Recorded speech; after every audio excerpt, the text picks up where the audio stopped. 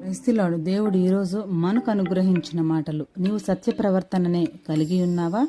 నీ ప్రభు సత్యవంతుడు గనుక నీవు కూడా సత్యమునే అనుసరిస్తూ జీవించాలని గమనిస్తున్నావా? అసత్యమును నీ దరిదాపులకు కూడా నీవు చేరనీయకూడదని తెలుసుకో. లేఖనాలలో గమనిస్తే యోహాను సత్య ప్రవర్తన కలిగి ఉండాలని హెచ్చరిస్తూ చెబుతున్నాడు.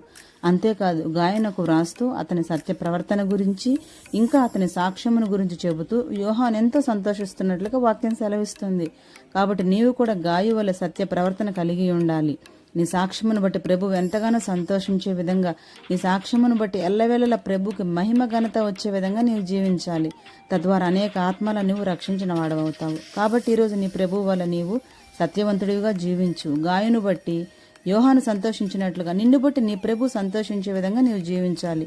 అంతేకాదు నీ సాక్ష్యమును బట్టి నీ బంధువులు, స్నేహితులు అందరూ రక్షించబడే విధంగా నీవు జీవించాలి. అట్టి కృప దేవుడు మనందరికీ అనుగ్రహించునుగాక. ఆమేన్.